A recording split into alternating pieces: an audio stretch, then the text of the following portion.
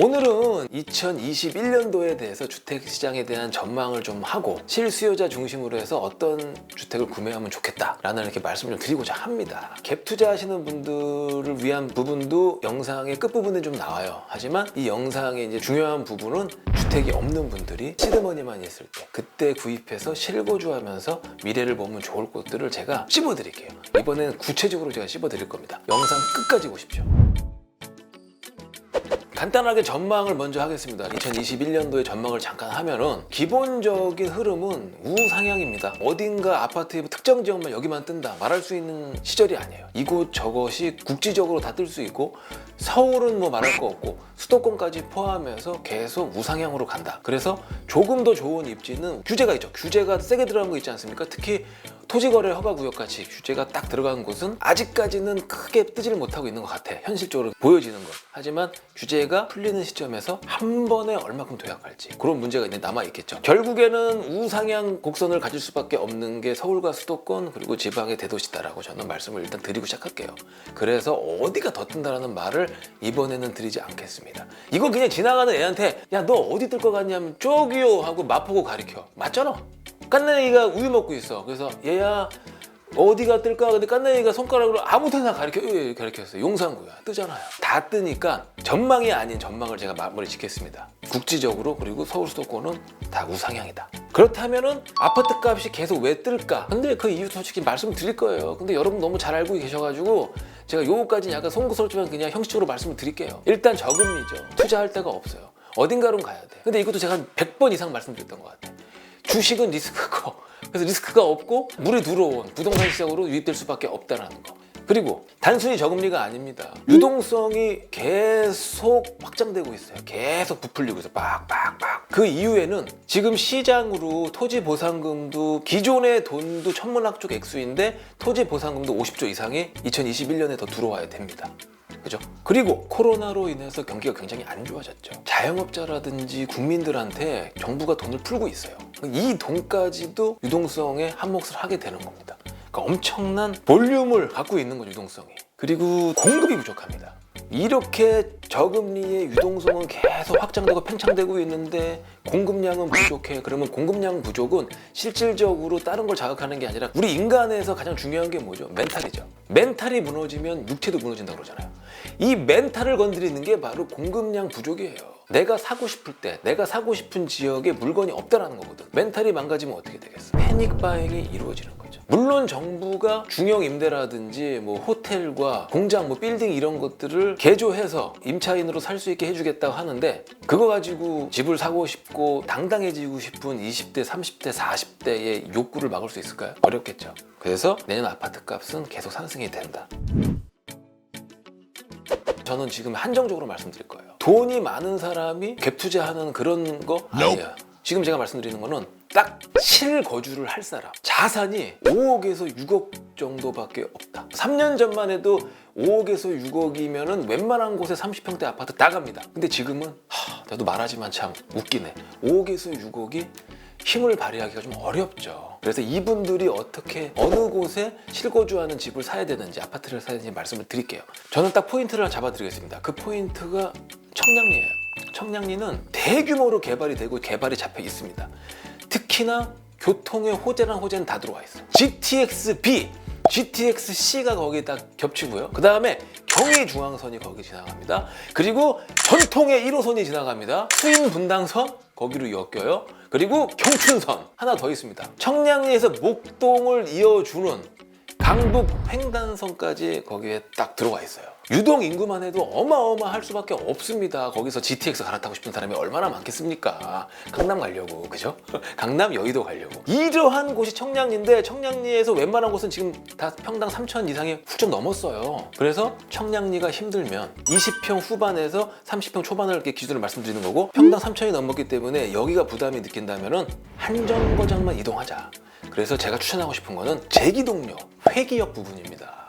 아직까지 이곳은 평당 3천이 되지 않은 알짜배기 아파트들이 있어요. 많지는 않아. 근데 남아있어. 그래서 제기동역을 제가 기준으로 보면은 남쪽으로 해서는 조금 아파트 평당 3천 넘으면서 비싸졌어요. 근데 북쪽으로 보면은 내부순환도를 딱 끼고 있거든요, 제기동역에. 그래서 내부순환도 옆쪽으로 아파트가 세 단지가 있습니다. 물론 대단지는 아닙니다. 맨 위에 공성아파트가 있고 중간에 현대가 있고 맨 마지막 제기동 초 근접해서 미주아파트가 있습니다. 제가 이 라인을 한 5년 전부터 유심히 봤고 3년 전에 유심히 봤던 부분이 공성아파트였어요. 공성아파트는 제가 임장 가서 볼 때마다 느끼는 게 얘는 이거 재건축발이 제대로인데 위치도 좋고 이거는 괜찮은데 하고 제가 후배한테 제가 추천을 해준 적이 있습니다. 그때 후배가 3년 전에 그거 추천을 받고 사질 않아요. 그 제기동역 거기 좀 오래되고 좀 지저분하고 그렇다, 싫다고, 내부순환도 있으면 시끄럽고 막 이러는데 되겠냐. 근데 거의 한 1년 전인가? 이쯤에 공성아파트가 재건축이 진행이 됩니다. 제가 공성아파트의 재건축을 예견했는데 정말 진행이 됐어요. 용적률이 너무 좋고 위치가 좋아서.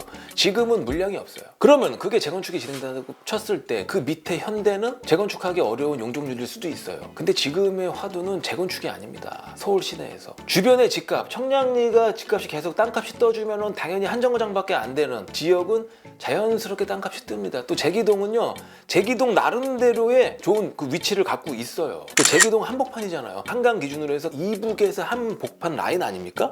회기에서 제기동 지나서 신솔동에서 쫙 그리고 동대문 다 이렇게 연결되고, 그죠? 종로 이런 식의 한복판 제기동이 가만히 있겠냐고. 리모델링 들어가지. 리모델링은 저번에 제가 영상에 말씀드린 것처럼 장점이 용적률에 제한을 받지 않는다는 거죠. 땅값이 비싸지면 리모델링의 가치는 분명히 존재합니다.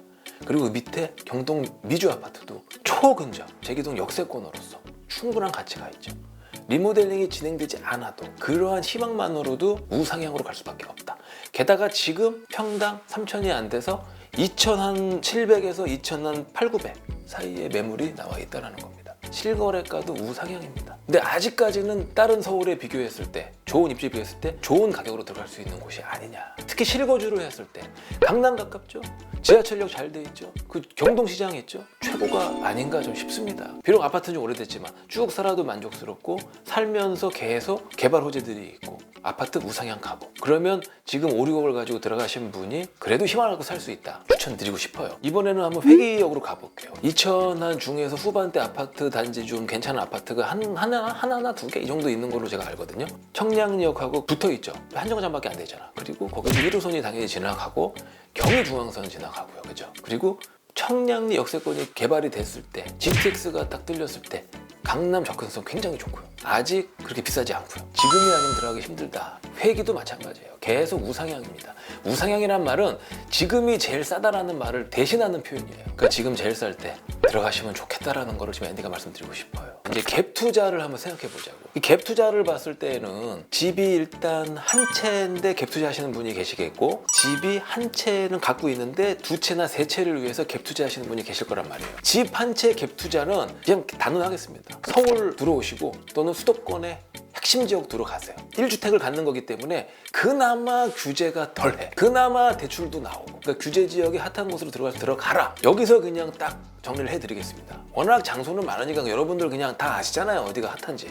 자, 그러면 이제 두 번째 유형은 1주택이 있고 2주택이나 3주택을 위한 갭 투자다. 나머지 조금 되는 종잣돈, 남은 돈을 부동산 활용하고 싶은 분들을 위해서 말씀드린 겁니다. 이 경우에는 예를 하나 드릴게요, 예를. 거기를 하라는 게 아닙니다. 이건 예를. 이런 식으로 생각할 수도 있다라는 방법의 한 유형을 말씀드릴게요. 창원 아시죠, 창원? 이거 사라는 건 아닙니다. 절대. 그거 뭐 부추기는 거 아닙니다. 절대 아니에요. 창원시 성산구에 있는 국가상급단지 옆에 있는 재건축 가능한 아파트들이 있어요. 얘는 평당 지금 2천만 원 중반에서 후반대입니다. 이런 곳을 제가 왜 한번 말씀을 드리냐면, 다주택자가 규제 지역에서 부동산 활동을 하기에는 굉장히 힘들어. 여러분을 가만두진 않으려고 그래. 분양받는 게 어렵기 때문에 아예 재건축 가능한 아파트를 내가 박아놓고 거기서 새 아파트를 하는 입주권을 얻자. 왜냐하면 평수가 일단 작아서 2천만 원 중반대가 돼도 일단 이거를 구입하는 데 있어서 큰 부담은 덜을 수가 있어요. 물론 오래된 아파트라 전세가율이 높지는 않습니다. 하지만 워낙에 매매 가격 자체가 낮기 때문에 이런 지역도 한번 겸사겸사 보시라. 이 지역을 사라는 게 아니라 제가 이렇게 본 것처럼 지방 곳곳에 이런 가능성이 있는 곳들을 찾아서 나중에 세월이 간 다음에 새로운 역공을 취할 수 있는, 도약할 수 있는 그런 발판이 될 수 있지 않을까 싶어서 제가 말씀드리는 겁니다. 핫하고 규제 많은 곳에 억지로 와서 취득세부터 보유세까지 너무 힘들어 할 필요가 있겠냐? 이게 제 생각이에요. 아마 여태까지 찍은 영상 중에 최초가 아닌가. 지역을 좀 이렇게 지정해드리고 좀 소개시켜드린 거는 최초인 것 같아요. 투기나 이런 거를 막 부추기는 게 아니라 실거주 하시는 분을 위해서 했고 투자성 갭 투자 하시는 분에 말씀을 드렸습니다. 사실 모두가 알고 있는 핫한 지역은 제가 항상 영상에서 말씀드리는 GBC하고 마이스라인입니다. 대한민국과 어떻게 더 나아가서는 아시아를 이끄는 곳이 될 거라고 저는 믿어 의심치 않습니다. 그러한 곳은 너무 유명하고 모두가 알기 때문에 간단하게 지금 클로징 부분에서 그냥 언급만 하고 접는 거예요. 그리고 서울 수도권만큼 광역과 단거리 교통망에 대한 계획이 이렇게 많은 곳이 없잖아요. 역 하나하나가 본인들에게는 좋은 투자처가 될 수 있음을 절대 잊지 마세요. 어딘가를 갈 때에는 항상 역을 좀 살펴봐라. 그리고 그 역이 어디랑 연결되는 것인지. 오늘 영상도 좋으셨다면 구독, 좋아요, 알림 버튼까지 부탁드릴게요.